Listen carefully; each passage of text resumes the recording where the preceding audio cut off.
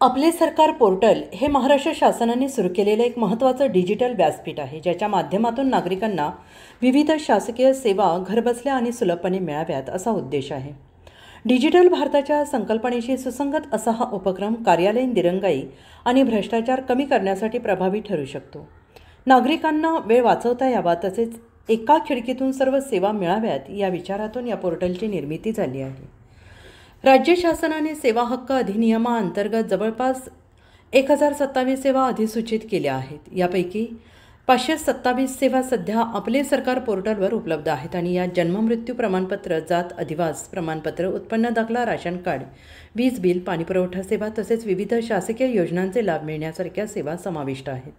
आणि हे पोर्टल म्हणजे एका अर्थाने नागरिकांसाठी सरकारशी थेट जोडणारी एक डिजिटल खिडकी ठरते आहे.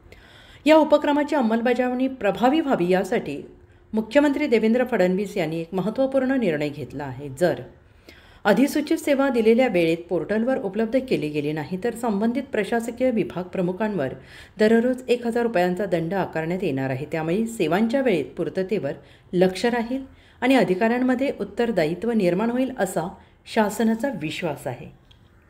मात्र प्रत्यक्षात पाहिलं तर नागरिक अनेकदा पोर्टलवर सेवा घेताना अडचणींचा सामना करताना दिसतात.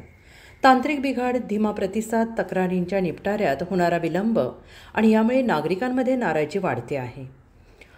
काही वेळा तक्रारींकडे दुर्लक्ष होणं, विभागातील कर्मचाऱ्यांचा कमी प्रतिसाद यामुळे पोर्टलचा उद्देश मागे पडतो.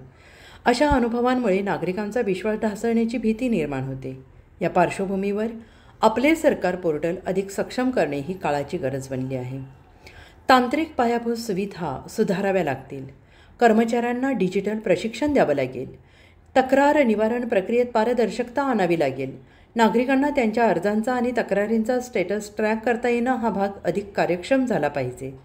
एकूणच आपलं सरकार ही चांगली संकल्पना असून ती योग्य दिशेने अधिक गतीने राबवण्याची गरज आहे. म्हणजेच महाराष्ट्र शासन आणि जनतेमधील संवाद अधिक सशक्त आणि विश्वासार्ह बनेल.